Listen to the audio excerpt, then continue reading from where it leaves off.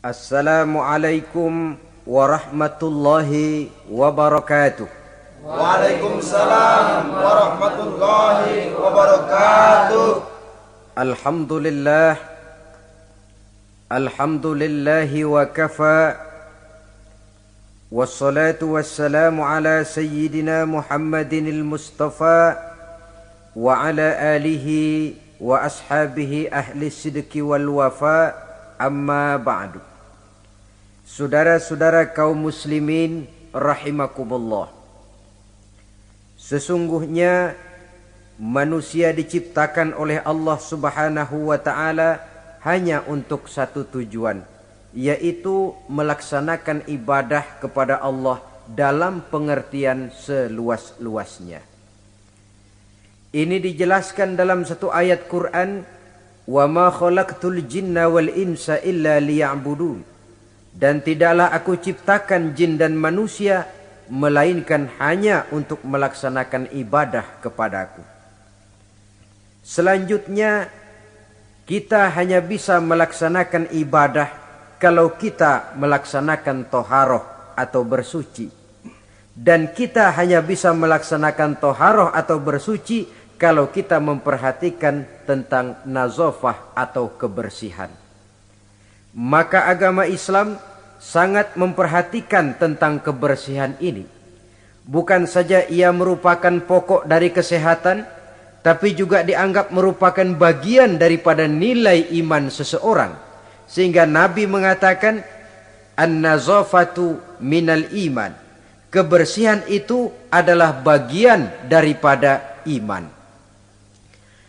Imamul Ghazali rahimahullah membagi tingkat kebersihan itu dalam 4 tingkat besar. Pertama, oleh beliau dinamakan tathhiruz zahir anil ahdasi wal akhbas. Membersihkan sesuatu yang zahir daripada hadas dan kotoran-kotoran. Membersihkan badan yang zahir. Ini merupakan prasyarat agar kita bisa toharoh, dan toharoh merupakan unsur penunjang untuk melaksanakan ibadah. Sesuatu yang barangkali kita anggap soal sepele, kecil, tapi akan menentukan hal-hal yang besar. Kalau saudara toharohnya tidak betul, maka berarti tidak akan bisa melaksanakan ibadah kepada Allah. Padahal ibadah merupakan tujuan daripada penciptaan makhluk bernama manusia ini. Membersihkan diri dari hadas dan kotoran-kotoran. Saudara-saudara kaum muslimin yang berbahagia. Tingkat yang kedua, tathhirul jawarih anil jaraimi wal atham. Membersihkan seluruh anggota badan dari perbuatan dosa dan perbuatan maksiat. Membersihkan anggota badan, membersihkan tangan, membersihkan kaki, membersihkan lidah dari perbuatan yang mengandung dan mengundang dosa. Kalau sekedar membersihkan zahir tangan, barangkali cuci tangan pakai sabun pun selesai. Tetapi membersihkannya dari minal jaraimi wal asab, dari perbuatan yang mengandung dosa dan kesalahan, ini merupakan tugas yang tidak ringan. Pada tahapan pertama, kebersihan yang diajarkan kepada kita umat Islam, bersih badan dari hadas dan segala kotoran yang berbentuk najis. Itu merupakan modal dasar supaya kalau itu bersih kita bisa wudu. Kalau sudah wudu, kita bisa sholat dan bisa melaksanakan ibadah-ibadah yang lain.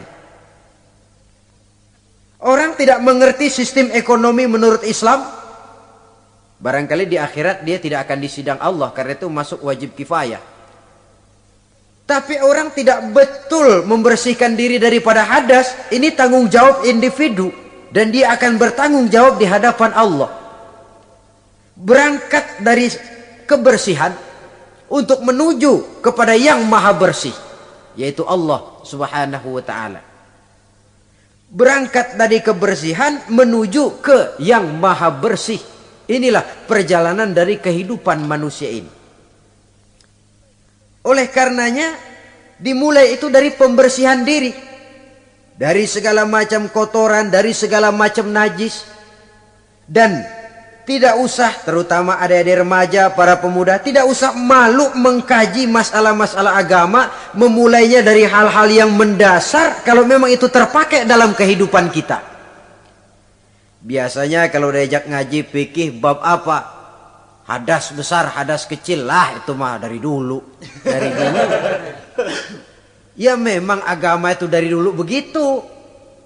Bahwa mau diskusi soal Allah, alam dan manusia, silahkan.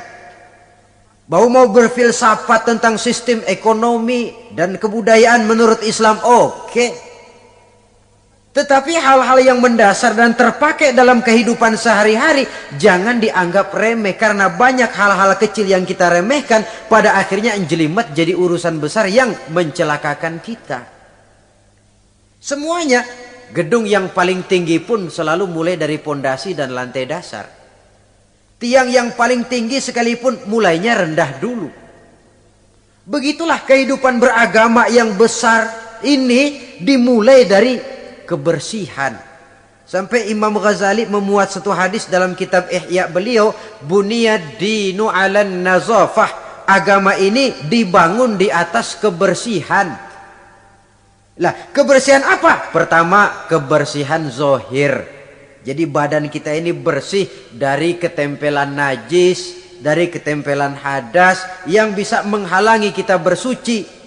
Dan tanpa kesucian itu akan menghalangi kita untuk melaksanakan ibadah kepada Allah. Nah, kalau itu sudah bersih, naik kepada kebersihan yang kedua sekarang. Lebih bersifat filosofis, tathhirul jawarih. Kalau badan sudah bersih dari kotoran-kotoran yang kelihatan, sekarang bersihkan anggota badan dari kotoran yang enggak kelihatan. Apa itu? Dosa. Kesalahan. Dosa itu kan bakal jadi daki. Tahu daki? Yang kalau sudah berkarat dalam hati akan menjadi dinding yang membentengi dan membatasi kita dengan Allah. Apakah Allah jauh dari manusia? Tidak. Apakah Allah membatasi hubungan dengan manusia? Tidak. Yang membatasi manusia sendiri berupa lapisan-lapisan dosa yang dia kerjakan. Makin banyak dosanya, makin tebal dinding antara dia dengan Tuhannya. Dalam kondisi begitu, doa udah jauh banget dikabulin. Jadi kalau sudah berangkat dari kebersihan badan, melangkah yang kedua, anggota badan bersihkan dari kotoran yang enggak kelihatan. Apa itu? Anil jaraim, dari perbuatan dosa. Tangan bersihkan.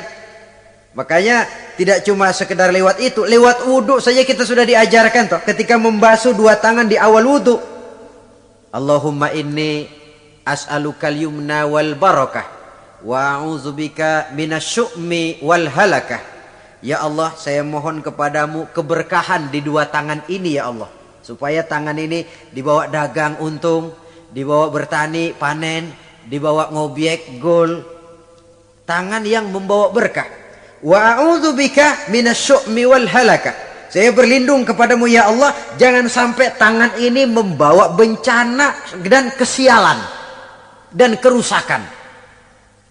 Tangan panas namanya. Dewa nanam pohonan mati, pakai ngobek bantet, pakai nempeleng orang mati, tangan sial. Itu saja sudah mengarah kepada kebersihan dari kotoran-kotoran yang tidak kelihatan. Saudara-saudara dewasa ini, manusia disibukkan oleh masalah pencemaran lingkungan hidup. Sehingga nampaknya benar-benar sudah gawat. Dunia ini satu wujud yang kecil ketimbang planet-planet lainnya, planet bumi kita ini. Dan kita bersyukur bahwa oleh Allah kita ditempatkan di bumi yang memberikan kita apa yang kita perlukan. Coba kalau kita tinggal di bulan atau di Mars, unsur penunjang hidup kan tidak ada di sana. Jangankan untuk mengembangbiakkan keturunan, untuk melangsungkan kehidupan saja sudah sulit. Bumi yang kita tinggali ini, planet dunia ini, pada dasarnya memenuhi apa yang dibutuhkan oleh manusia. Air untuk minum, tumbuh-tumbuhan untuk bernaung, untuk dimakan, hewan dan sebagainya. Tapi setelah masuknya era industri dan pemakaian alat-alat modern, mulai terjadi penyalahgunaan berbagai sumber daya alam.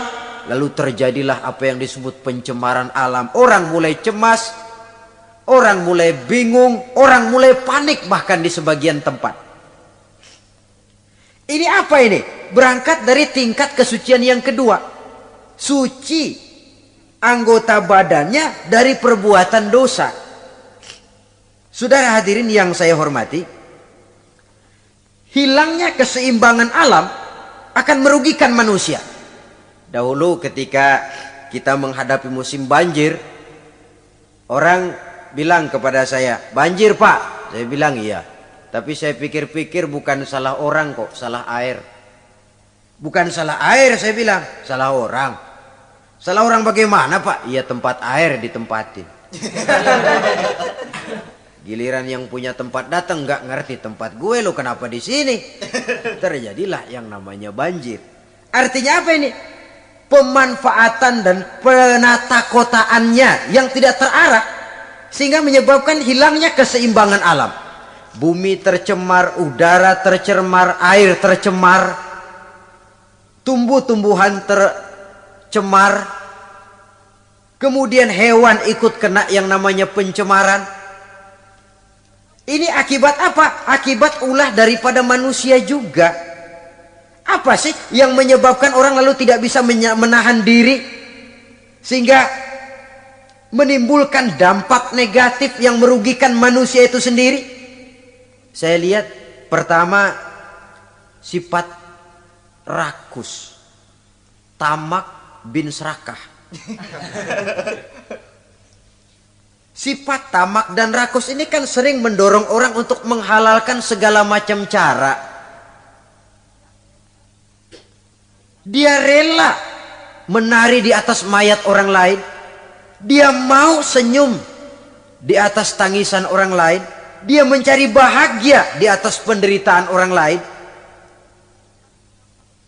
Mengikuti sikap tamaknya akhirnya rakus, menghalalkan segala macam cara. Tidak terikat lagi oleh yang namanya nilai, norma dan kaedah-kaedah yang harus dihormati. Perlu menipu, ya nipu. Perlu meras, ya memeras. Perlu membohongi orang, ya membohongi orang. Sikap tamak cenderung mendorong orang untuk menguras sumber daya alam, sehingga alam lalu kehilangan keseimbangannya. Ketika terjadi musibah, sasaran utama tentu manusia sendiri. Karena tamak orang nggak sanggup lagi menjaga anggota badannya. Tangan seambil-ambilnya, mulut seomong-omongnya, mata selihat-lihatnya, mulut semakan-makannya, perut seisi-isinya, tidak lagi selektif.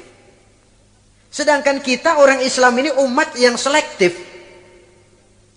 Bahwa kita makan, kita minum, kita berpakaian, seluruhnya dibatasi oleh pertanyaan, yang saya minum ini, yang saya makan ini, yang saya pakai ini, yang saya usahakan ini, Allah ridho apa tidak? Itu bedanya orang Islam dengan orang yang di luar Islam. Ada kaedah dan norma yang membatasi dia, yaitu pertanyaan Allah ridho apa enggak. Bukan cuma mengejar keuntungan relatif, bukan cuma mengejar keuntungan yang sedikit lalu menguburkan dan menentang hati nurani sendiri. Karena sikap tamak, orang tidak sanggup mengendalikan diri, maka seluruh anggota badannya lalu tidak terjaga lagi anil jaraim, dari perbuatan dosa dan salah. Hilang sudah. Nah, orang begini kalaupun dia suci daripada hadas kecil dan hadas besar, tapi anggota badan lainnya tidak terpelihara dari perbuatan dosa, lah sama juga bohong. Hadas kecil nggak punya, hadas besar nggak punya, wudhu sering tapi nyolong jalan terus. Mulutnya fitnah orang, suka betul, gunjing orang, iya. Makan yang haram, iya. Nipu orang lain, iya. Itu namanya tidak menjaga anggota badan dari kotoran-kotoran yang abstrak. Ini yang saya lihat penyebab pertama, sikap tamak. Yang kedua, sikap materialistis. Ini merupakan pemacu paling utama. Sikap materialistis yang ideologinya biasanya ideologi perut ini. Hidup cuma isi perut. Karena itu materi tujuan utama. Kalau perlu nipu, nipu. Kalau perlu ngebohongin orang, ngebohongin orang. Kalau perlu korupsi, korupsi. Sampai sekarang ini bukan cuma buku, bahkan sampai kepada hak cipta, sampai kepada produksi, sampai kepada hal-hal yang berkaitan dengan hubungan dengan dakwah, masih terkena yang namanya bajakan. Dan yang aneh bahwa ya tahu itu barang bajakan, toh masih ada saja yang mau jual. Ini kalau tidak didorong oleh sikap materialistis mengejar keuntungan relatif dengan menekan perasaan pribadi, sudah merugikan orang lain, merugikan teman, nggak soal. Bahwa dia menari di atas penderitaan orang, bahwa dia senyum di atas bangkai saudaranya misalnya, bukan soal bagi dia. Yang penting target materi tercapai. Kalau sudah kemarilah cara berpikir orang. Bukan saja dia menginjak hak azasi daripada orang lain, tapi dia sudah menjerumuskan dirinya sendiri. Mungkin dia orang macam ini terlepas dari pengadilan dunia, tapi tidak seorang pun yang akan lepas dari pengadilan Qadhi Rabbul Jalil, di mana akan diputar seluruh film kegiatan hidup kita, sejak dari yang sekecil-kecilnya sampai kepada yang sebesar-besarnya. Apalagi di zaman di mana orang sekarang ini gampang nekat, merasa didlek, buntu, apalagi di belakang dilihat merasa ada backingnya, jaluknya jadi naik, palanya jadi besar, hidungnya jadi mekar, lalu membusungkan dada, timbul sikap sombong dan cenderung menganggap enteng kepada orang lain. Padahal kalau sudah ada kecenderungan menganggap remeh dan enteng orang lain, itu tandanya orang sudah mulai kehilangan kepercayaan kepada dirinya sendiri. Karena itu Islam mengajarkan la yu'minu ahadukum hatta yuhibba li akhihi ma yuhibba li nafsihi. Belum sempurna iman kamu sampai kamu cinta kepada saudaramu sebagaimana kamu cinta kepada dirimu sendiri. Artinya apa ini? Mengukur orang lain dengan diri sendiri. Kalau orang lain tanpa salah saya tempeleng, sakit enggak? Sakit. Saya pun begitu. Kalau orang lain tanpa salah difitnah, sakitkah dia? Sakit. Saya pun begitu. Yang tidak enak terjadi pada diri saya akan begitu juga kalau terjadi pada diri orang lain. Maka pertimbangannya adalah diri sendiri. Kalau sudah ke sana cara berpikir orang, dia enggak brutal. Enggak lalu ingin mengejar keuntungan karena sikap tamak dan rakus, lalu mengabaikan rasa persaudaraan, rasa persatuan, rasa solidaritas. Yang penting uang masuk, perlu bajak-bajak, perlu jiplak-jiplak. Soal hak cipta orang lain tidak ada urusan, toh nanti bisa diatur segalanya. Ya mungkin di dunia bisa diatur, tapi mampukah kita ngatur akhirat? Mungkin di dunia banyak pihak bisa kita kelabuin, tapi sanggupkah kita ngebohongin Allah? Mungkin banyak saksi ada charge yang kita bayar bisa meringankan kita, tapi sanggupkah kita mencari saksi ada charge di akhirat nanti? Keyakinan semacam ini yang membatasi pola dan gaya seorang muslim dalam menjalani kehidupan. Dia berupaya menjaga kebersihan. Setelah kebersihan badannya, kebersihan anggota badannya dari perbuatan yang mengundang salah dan dosa. Setelah sikap materialis saya lihat lagi, yang mendorong orang tidak sanggup mengendalikan diri dan menjaga diri dari kotoran tadi. Apa? Takabur dan kurangnya rasa malu.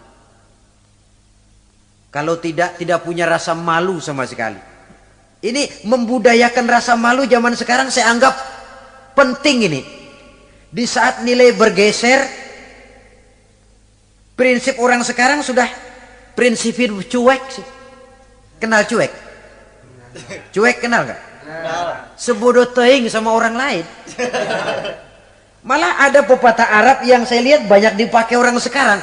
Bul ala zamzam fatu'raf katanya. Kencingi air zam-zam nanti kamu terkenal. Artinya kalau pengen terkenal bikin yang aneh-aneh. Sumur zam-zam dikencingin, tuh bakal terkenal seluruh dunia. Orang kenal, gila bener tuh sumur zam-zam dikencingin. Terkenal tapi terkenal nggak benernya. Lah orang nggak peduli bener apa nggak bener, yang penting terkenal dulu. Istilahnya biar tekor asal nyohor. Artinya kalau pengen cepet terkenal bikin yang aneh-aneh. Pakaian yang aneh-aneh, rambut yang aneh-aneh, gaya jalan yang aneh-aneh, cara bergaul yang aneh-aneh. Makin dianggap aneh makin cepat terkenal. Kalau dulu kita dianggap aneh kan malu, risih rasanya, riskan. Orang ngapa sih kamu pada ngeliatin gua, ada yang gak beres apa? Sekarang malah sengaja dicari yang paling aneh dan demonstratif. Demonstratif. Membudayakan rasa malu ini saya anggap cukup mendesak zaman sekarang ini. Sebab ini termasuk salah satu sumber etika. Pejabat tahu malu, pengusaha tahu malu, organisasi tahu malu, pemimpin tahu malu, orang tua tahu malu, anak muda tahu malu, remaja tahu malu. Apalagi kalau mau bercermin kepada Rasulullah sallallahu alaihi wasallam. Imam Abu Ja'far Al-Barzanji menceritakan akhlak Nabi itu, wa kana sallallahu alaihi wasallam syadidal haya. Beliau orangnya sangat pemalu. Dari saking malunya saja, pernah ketika remaja diajak memperbaiki Ka'bah, naik ke atas, jubahnya tersingkap angin, kakinya kelihatan dengan orang di bawah. Beliau turun, muka pucat merah, keringat bercucuran karena kakinya kelihatan oleh orang di bawah. Padahal orang yang di bawah laki-laki semua, malu. Saya lihat zaman sekarang malu nomor 18. Yang penting nyohor dulu. Kalau masih ada rasa malu kan masih ada semacam nilai yang harus kita indahkan. Tapi kalau sudah nggak ada rasa malu, tidak ada rasa menyesal, tidak ada rasa telah melakukan sesuatu yang tidak baik. Itu akibatnya kalau sudah kehilangan rasa malu. Saudara-saudara kaum muslimin yang berbahagia, apa nasibnya agama umat ini kalau kita sudah kehilangan rasa malu? Perbuatan apa yang tidak akan negatif dan tidak akan mengarah setidak-tidaknya kepada perbuatan negatif kalau kita sudah tidak punya rasa malu? Nah, kalau orang sudah nggak punya rasa malu, sudah nggak punya timbangan, karenanya cuek. Tahu cuek? Udah masa bodoh aja dah. Orang mau bilang apa kek, yang penting kan untung, yang penting kan duit masuk, yang penting kan terkenal. Sehingga jangan heran kalau sekarang di kampung-kampung walau orang pakai baju kayak mau mentas di televisi saja. Padahal nggak kemana-mana.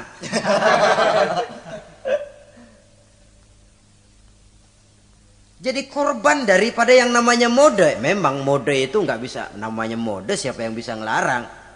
Mode itu musim, musim kan nggak bisa dilarang. Musim hujan bisa nggak dilarang? Tidak bisa dilarang. Kalau sudah datang ya datang. Musimnya habis. Musim rambutan nggak bisa dilarang, nggak boleh musim rambutan. Ya tetap saja. Tapi kalau musimnya sudah habis ya habis.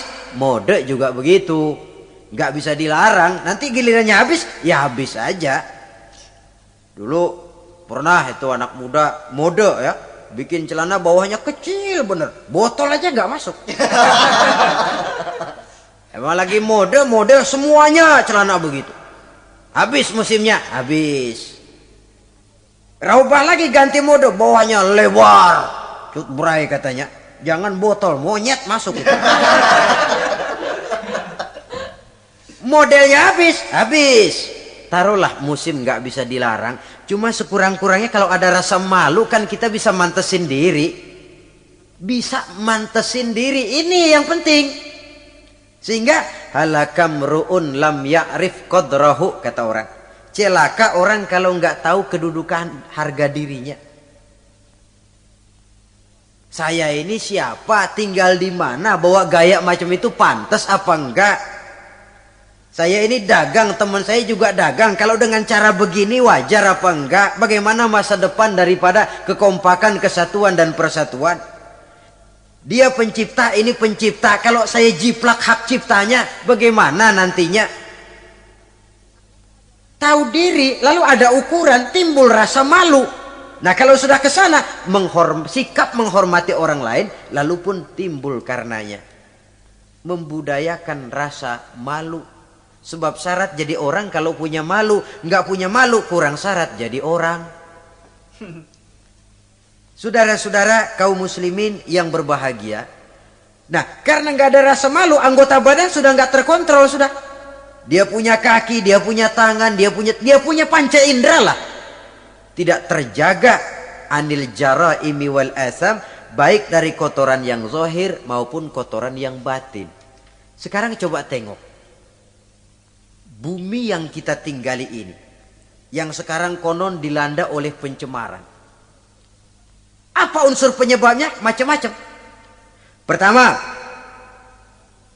areal yang tadinya untuk sawah, perkebunan dicaplok, dijadikan daerah perkotaan untuk membangun pabrik, industri dan sebagainya, jalan dan sebagainya.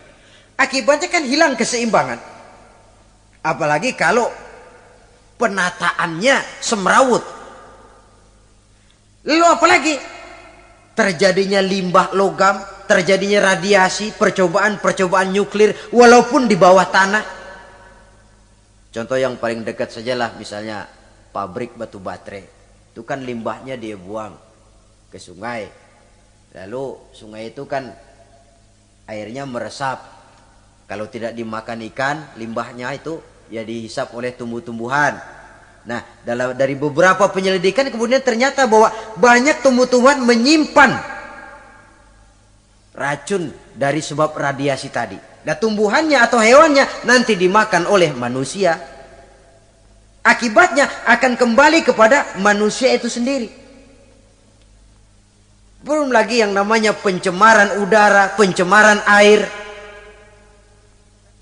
Di zaman sekarang orang sudah agak sulit mencari yang namanya air bersih. Masing-masing berlomba memperbesar jet pump, menyerot sekuat-kuatnya. Saudara hadirin yang saya hormati, begitulah kalau manusia sudah kehilangan rasa malu, dia cenderung melakukan dan menghalalkan segala macam cara untuk mencapai tujuannya. Dan kita sama-sama tahu inilah prinsip orang-orang yang anti Tuhan, yaitu kaum komunis.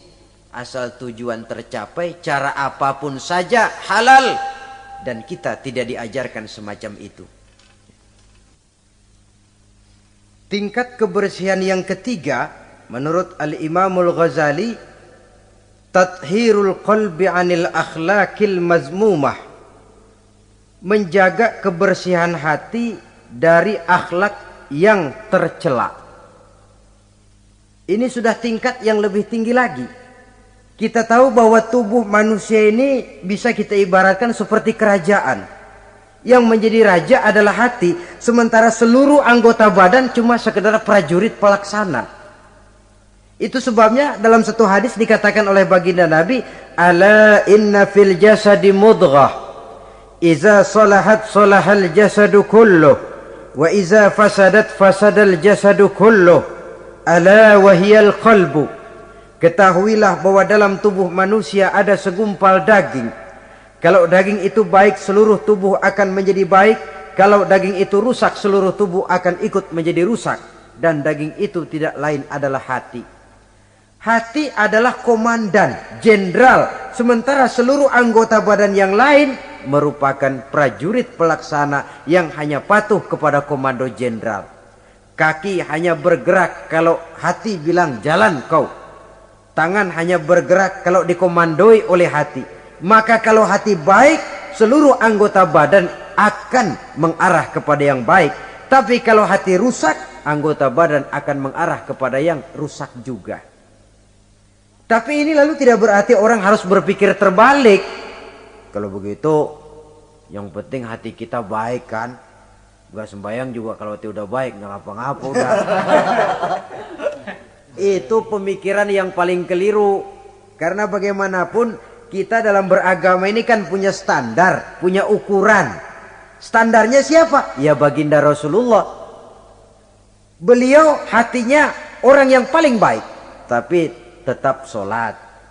Beliau orang yang hatinya bersih, tapi hukum halal haram tetap berlaku.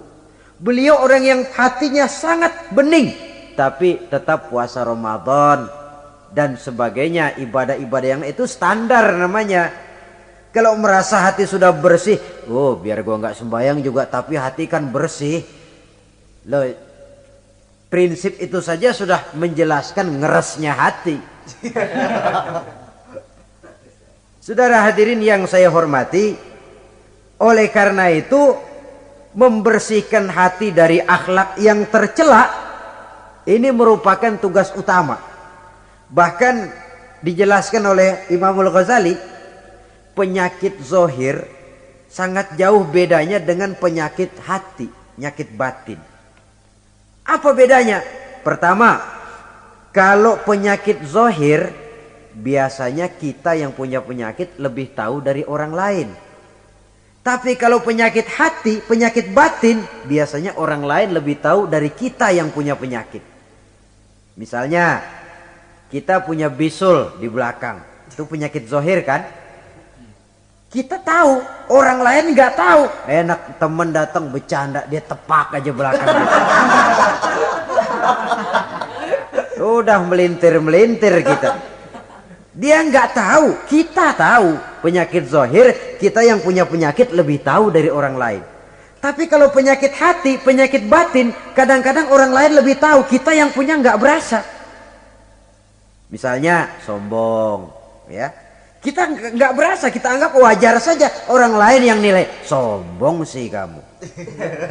Hasud, dengki, kita anggap wajar. Orang lain bilang, karangan hatimu hasud betul sih, nggak seneng lihat orang lain dapat nikmat. Tetangganya beli TV aja meriang. Saudara hadirin, penyakit batin orang lain lebih tahu dari kita. Lalu apalagi bedanya? Kalau penyakit zohir, penyakit badan, itu hanya merusak kehidupan dunia.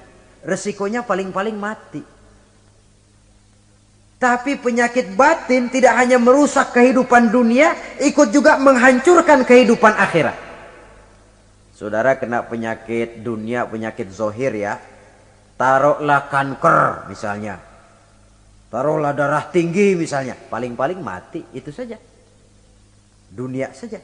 Tapi kalau saudara terserang penyakit sombong, ria, takabur, ujub, sum'ah. Bukan cuma dunia.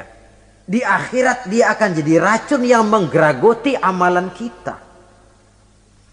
Dunia akhirat dirusak. Penyakit sombong. Ya. Di dunia umumnya kan kita jarang mau berteman sama orang sombong. Menjauh malah. Sombong benar siapa teman lo. Begitu. Di akhirat, al-mutakabbir itu cuma Allah kok. Salah satu asmaul husna al-mutakabbir Allah itu. Yang sombong, yang pantas sombong cuma Allah. Anal mutakabbir, akulah yang paling besar. Makanya takabur itu asal katanya takabbaro ya takabbaru, membesar-besarkan diri. Enggak besar aja, gedein aja dirinya. Saudara hadirin yang saya hormati, yang ketiga, kalau penyakit zohir banyak dokternya. Apalagi di zaman spesialisasi sekarang ini, tinggal nyari aja dah.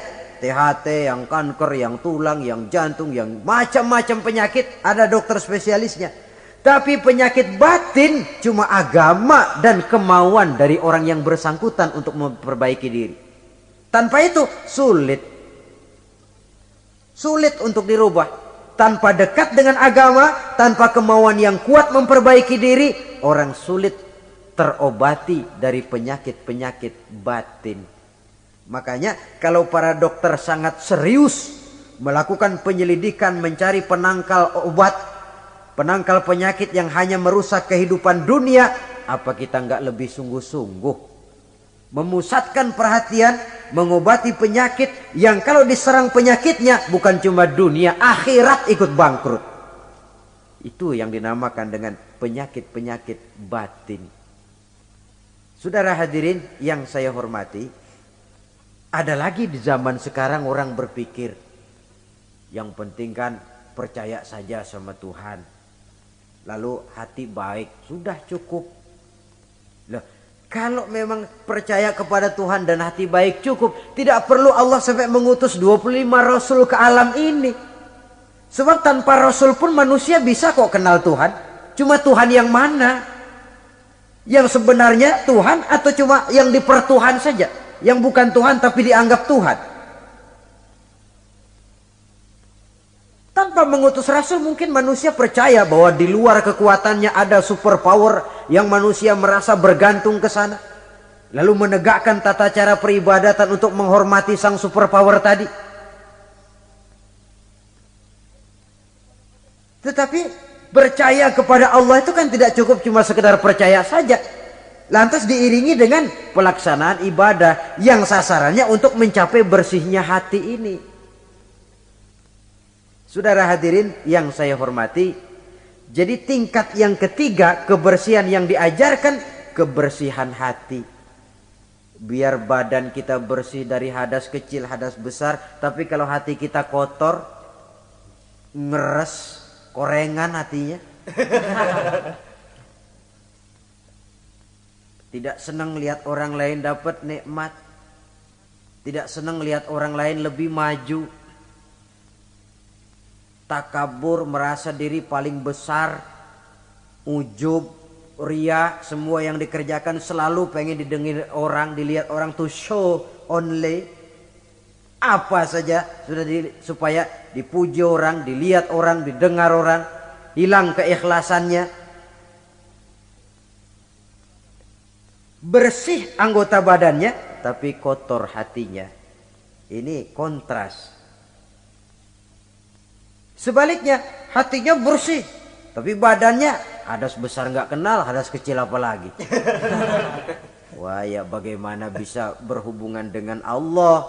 Wong sebab kita ini percaya kepada Allah kemudian berhubungan dengannya. Cara berhubungan dengan Allah bagaimana? Sudah diatur oleh Allah sendiri lewat prosedur yang namanya sholat. Nggak bisa kita bikin aturan sendiri. Wong mau dekat dengan gubernur saja harus ikuti aturan protokolnya gubernur toh. Mau dekat dengan presiden, ikuti aturan yang diatur oleh protokolnya Bapak Presiden. Ingin dekat dengan Allah, boleh pakai prosedur yang ditetapkan oleh Allah sendiri. Lewat Quran, lewat contoh dari Rasul. Melalui sholat, melalui puasa, melalui zakat, melalui berbagai ibadah yang standar contohnya adalah Rasul. Jadi kalau hati sudah baik lalu sembahyang boleh berhenti, mestinya Nabi Muhammad yang paling dulu berhenti sembahyang. Iya kan? Sebab beliau hatinya paling baik, nyatanya nggak pernah berhenti. Kalau hati sudah baik lalu hukum halal haram tidak berlaku, beliau tidak perlu menggunakan hukum halal haram. Itu standar kita. Jadi saudara jangan terkecoh, di zaman sekarang ini ada orang yang namanya talfik, mengambil yang enteng-enteng aja. Menegakkan benang basah, percaya sama Tuhan juga cukup dah. Saudara hadirin yang saya hormati, kepercayaan itu memang modal dasar, tapi setelah percaya mau apa? Tentu ada tindak lanjutnya dan Allah sudah memberikan bimbingan. Aku tidak ciptakan kau manusia kecuali untuk menyembah kepadaku. Cara nyembahnya bagaimana? Tuh, lihat bagaimana Nabi Muhammad nyembah aku. Pakai takbiratul ihram kan? Pakai diri, pakai ruku, pakai sujud, pakai tahiyat, pakai duduk di antara dua sujud. Begitu cara menyembah. Gak bisa kita bikin model-model.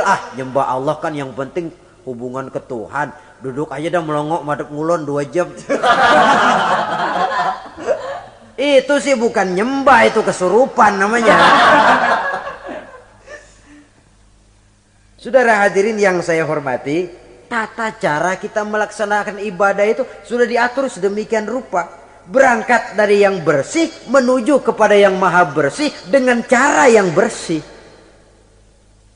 Alangkah indahnya agama kita ini. Tidak hanya kebersihan zahir, tapi juga kebersihan batin. Orang cuma bilang kebersihan pangkal kesehatan. Islam tidak cuma itu. Kebersihan bagian daripada iman. Apa yang lebih mahal daripada iman? Sudah taruhannya iman itu.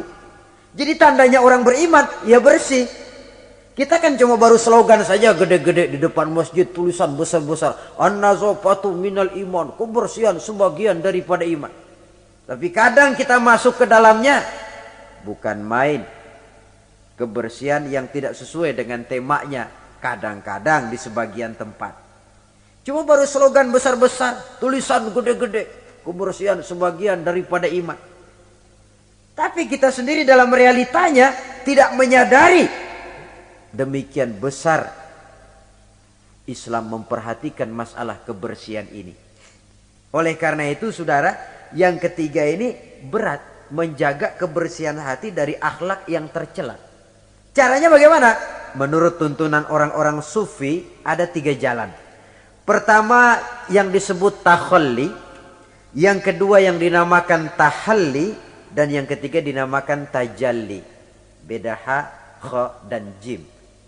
Pertama kha, ada titiknya kan. Yang kedua ha, titiknya hilang. Yang ketiga ada titik lagi, jim. Takhalli artinya mengosongkan hati dari sifat yang tercela. Taruhlah kita belum bisa sabar tapi marah, kurangin. Taruhlah kita belum bisa jujur tapi bohong, kurangin. Orang yang enggak bohong belum tentu jujur loh. Ya, enggak bohong itu belum tentu jujur. Sebab ada orang enggak mau bohong tapi enggak mau menyampaikan apa adanya. Bohong sih enggak, cuma apa adanya enggak dia sampaikan. Saudara hadirin yang saya hormati, itu yang disebut takhalli, mengosongkan diri dari semua sifat yang tercela. Suka nipu orangnya dibuang, suka ngerugiin orangnya dibuang, takabur, riya, sombong dibuang. Itu yang namanya takhalli, mengosongkan diri dari semua sifat yang tercela. Kalau itu sudah tidak ada, lalu tahalli, hiasi hati yang sudah kosong dari sifat yang tercela tadi dengan sifat-sifat yang terpuji. Begitu takaburnya hilang, muncul tawadu, rendah hati. Begitu riyaknya habis, ikhlasnya timbul. Begitu kufurnya hilang, syukurnya muncul. Tahalli namanya. Jadi ibarat rumah, habis kita sapuin, kita pajangin. Dekorasiin, didekor lah. Taruh yang pantas ini, foto di mana. Sebab bagus pun kalau nggak pada tempatnya, tentu tidak baik jadinya. Nah, kalau sudah tahalli, menghiasi diri dengan sifat-sifat yang terpuji, tajalli, nanti akan nampak kekuasaan Allah di hadapan kita. Diberikan oleh Allah sesuatu yang tidak diberikan kepada orang lain. Satu keistimewaan dari Allah Subhanahu wa ta'ala. Dan cerminnya itu hati, saudara-saudara. Kalau itu kotor, sudah kotor yang lain. Anggota badan ini cuma sekedar prajurit yang hanya patuh kepada komandan. Dan komandannya adalah hati. Raja dalam kerajaan tubuh manusia. Iya, tapi hati kan nggak kelihatan, Pak. Bagaimana nilainya? Yang tidak kelihatan bisa dinilai. Bisa. Dari mana? Ya dari anggota badan ini. Soal hakikatnya memang terserah Allah. Tapi kita lihat kan zohirnya. Karena anggota badan yang kelihatan toh digerakkan oleh hati. Jikalau hati itu baik, maka dia akan mengarah kepada gerak-gerak yang baik. Tapi jikalau hati itu jahat, tentu anggota badan ini pun akan mengarah kepada gerak dan perbuatan yang jahat juga. Nah, kemudian tingkat kebersihan yang tertinggi yang terakhir, yang keempat, tathhirus sirri amma siwallah, membersihkan diri, membersihkan seluruh rahasia dari yang selain Allah. Nah, ini sudah kelasnya para anbiya ini. Membersihkan diri dari yang selain Allah.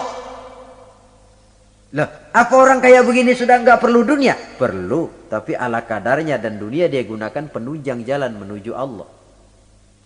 Semua kegiatan hidupnya tujuannya sudah Allah saja. Dan memang itu idealnya. Menjadikan Allah sebagai tujuan akhir dari seluruh kegiatan hidup kita. Cari nafkah buat apa? Kasih makan anak istri.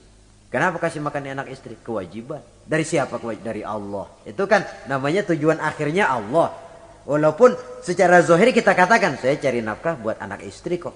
Tapi itu perintah Allah. Jangan menjadikan yang selain Allah sebagai tujuan akhir dari kegiatan hidup kita. Nanti akan tergelincir dari norma-norma akidah yang seharusnya kita yakini. Membersihkan diri dari yang selain Allah. Menjadikan Allah sebagai tujuan akhir dari seluruh kegiatan hidupnya. Dan itu sesuai dengan kontrak kita. Inna solati wa nusuki wa mahyaya wa mamati lillahi rabbil alamin. Ibadahku, hidupku, solatku, matiku cuma untuk Allah Tuhan, seru sekalian Allah. Sehingga walaupun kita mencari nilai-nilai dunia, memang tujuannya untuk menunjang kehidupan akhirat. Makanya Allah pesan dalam satu ayat, wabtaghi fima ataka Allahu ad-daral akhirata wa la tansa nasibaka minad dunya wa ahsin kama ahsana Allahu ilaika wa la tabghil fasada fil ard innallaha la yuhibbul mufsidin. Dengan karunia yang diberikan Allah kepadamu, carilah akhirat, tapi jangan lupakan bagianmu di dunia ini. Cari akhirat, tapi jangan lupakan bagianmu di dunia ini. Wa ahsin kama ahsanallahu ilaika, dan berbuat baiklah sebagaimana Allah telah berbuat baik kepadamu. Jangan menebarkan kerusakan di permukaan bumi. Sesungguhnya Allah tidak suka kepada orang yang menebarkan kerusakan di permukaan bumi ini. Jelas sekali ayat ini. Di samping menganjurkan adanya keseimbangan dalam kehidupan kita,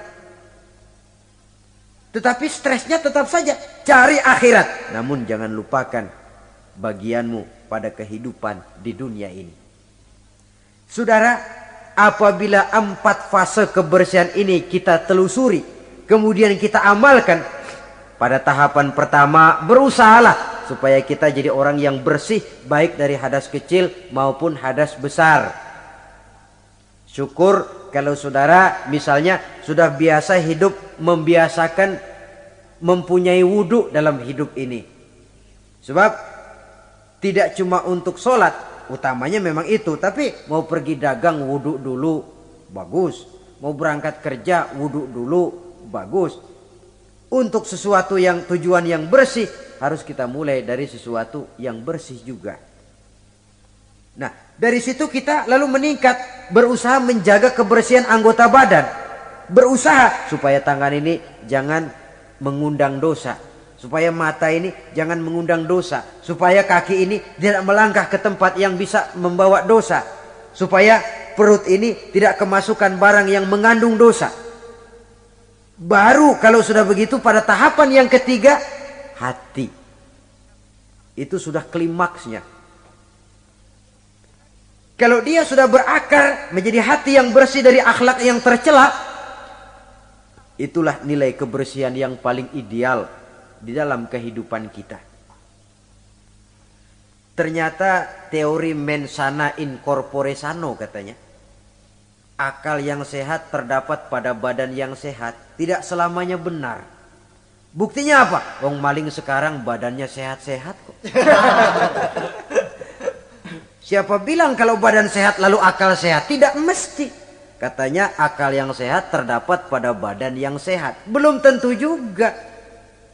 Bukti yang jadi maling badannya sehat-sehat, tapi hatinya kok ngeres. Ini berarti bahwa memang kebersihan itu harus berangkat dari hal yang mendasar untuk sampai kepada puncaknya membersihkan hati. Di situ sumbernya. Karena hati sekali lagi merupakan raja dalam kerajaan tubuh manusia. Kalau rajanya sudah angkara murka, kalau rajanya sudah biadab, maka seluruh rakyatnya, anggota badan ini akan mengarah kepada yang biadab juga jadinya. Tetapi lagi-lagi bahwa usaha pembersihan hati ini harus melalui jalan yang telah dicontohkan oleh standar dalam kehidupan beragama, yaitu Nabi kita Muhammad sallallahu alaihi wasallam. Itu saja patokannya. Beliau sholat, kita sholat. Beliau puasa, beliau puasa. Beliau zakat, kita zakat.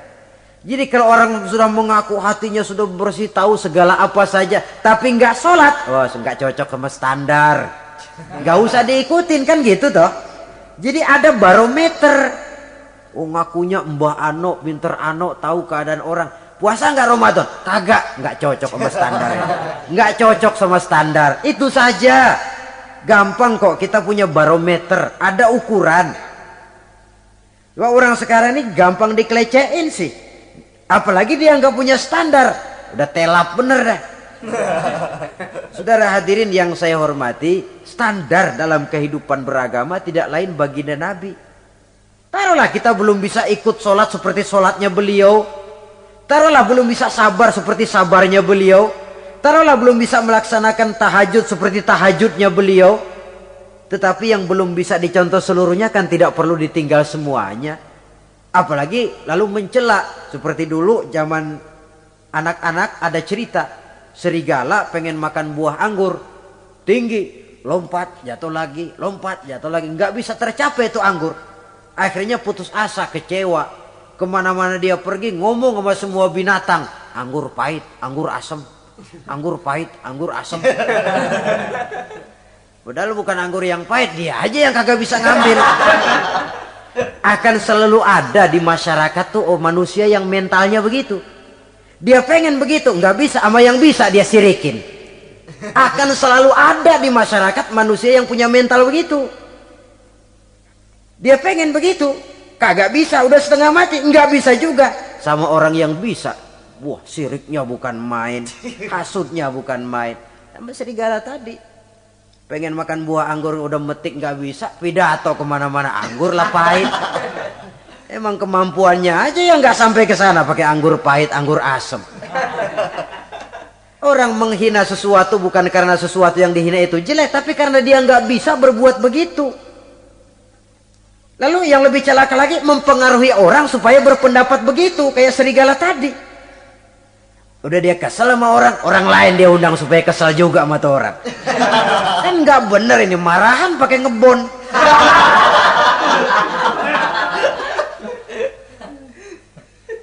Akan selalu ada di tengah masyarakat orang yang punya mental yang disebut rationalization itu, rationalization. Penyakit kejiwaan itu sebenarnya. Dia pengen punya televisi, setengah mati nggak bisa juga. Tetangganya bisa duluan, habis dia katain. Emang dia miara tuyul, gue tahu. Sudah macam-macam. Saudara hadirin yang saya hormati, jadi sekali lagi kita berangkat dari standar. Kalau sama dengan standar, mari kita ikuti. Kalau tidak sama dengan standar, berpikirlah lebih jauh lagi. Karena agama ini ajarannya jelas. Yang jadi contoh dalam pelaksanaannya juga jelas. Jangan dalam kejelasan lalu kita cari yang remeng-remeng dan samar-samar. Apalagi di zaman dimana orang sekarang mudah kehilangan pegangan hidup. Dalam kondisi kalut, nyari pegangan. Ya orang kalau lagi hanyut di kali, rumput juga dia pegangin. Dia tahu rumput lemah, nggak akan kuat nahan bobot badan yang berat. Tapi karena lagi perlu, tahu dia pegang juga. Ini kan cermin dari jiwa manusia. Dalam keadaan goncang, dia perlu pegangan. Ya untung kalau ketemu yang baik. Kalau enggak, sepegang-pegangnya. Saudara hadirin yang saya hormati, jadi dengan demikian, kita ambil kesimpulan. Pertama, Islam agama yang sangat memperhatikan kebersihan. Baik itu kebersihan zahir, lebih-lebih lagi kebersihan batin. Yang kedua, dalam Islam kita berjalan menuju zat yang maha bersih. Karenanya harus bertolak dari kebersihan. Yang ketiga, kebersihan diawali dengan hal yang paling mendasar, kebersihan pribadi. Lalu nanti kalau sudah mengarah kepada anggota badan, itu sudah termasuk menjaga kebersihan kolektif, bermasyarakat. Artinya, kalau anggota badan kita sudah terpelihara dari perbuatan dosa, artinya kan kita sudah menjaga diri jangan sampai merugikan orang lain. Jangan sampai membuat onar di masyarakat. Jangan sampai menimbulkan kerugian kepada sesama. Itu sudah mengarah kepada dampak kehidupannya dalam masyarakat. Kalau yang pertama tadi, tingkat kebersihan pertama, individu bersih dari hadas kecil dan hadas besar. Lah, yang kedua, tatkala bersih anggota badan dari perbuatan dosa, ini sudah mengarah kepada menjaga ketenangan dalam masyarakat. Ya, masyarakat kita, yang petani, masyarakat petani, yang pedagang, masyarakat pedagang, yang mahasiswa, masyarakat mahasiswa, yang politikus, masyarakat politikus, yang seniman, masyarakat seniman. Masing-masing pihak menjaga anggota badan dari perbuatan yang bisa berbuat dosa. Itu sudah termasuk menjaga kemaslahatan dan keselamatan bersama. Nah, kalau sudah sampai kepada puncaknya, pembinaan pribadi, pembersihan hati dari sifat-sifat yang tercela. Kemudian menghiasinya dengan sifat-sifat yang terpuji untuk mencapai satu makom yang tinggi di hadapan Allah Subhanahu wa taala. Mungkin dengan pendidikan, dengan pangkat, dengan harta, kita bisa berlomba mencari kedudukan di dunia. Tapi kedudukan di sisi Allah hanya bisa dibeli dengan prestasi ibadah. Yang prestasi ibadah itu akan membentuk hati yang baik. Jadi dengan kata lain, antara pelaksanaan ibadah dengan hati yang baik itu berkaitan. Kalau tidak, salah satunya sulit untuk terwujud. Artinya dari hati yang baik timbul semangat ibadah. Dari semangat ibadah, hati lalu menjadi baik. Ada semacam interaksi. Oleh karenanya saya berharap dari pertemuan kali ini, marilah kita sama-sama menjaga diri, baik dari kotoran zahir maupun kotoran batin. Menjaga kebersihan diri, rumah tangga, lingkungan, masyarakat, bangsa dan negara kita demi untuk kemaslahatan bersama. Sekian dan demikianlah. Dan pada akhirnya sebagai uraian penutup Al-Baqarah 172, Allah Subhanahu wa taala berfirman, "Ya ayyuhallazina amanu kulu min thayyibati ma razaqnakum washkuru lillah in kuntum iyyahu ta'budun." Hai orang-orang yang beriman, makanlah kamu dari yang baik-baik dari rezeki yang telah kami berikan kepadamu, dan bersyukurlah kepadanya, dan hanya kepadanya lah hendaknya kamu menyembah dan beribadah. Terima kasih. Wassalamualaikum warahmatullahi wabarakatuh. Waalaikumsalam warahmatullahi wabarakatuh.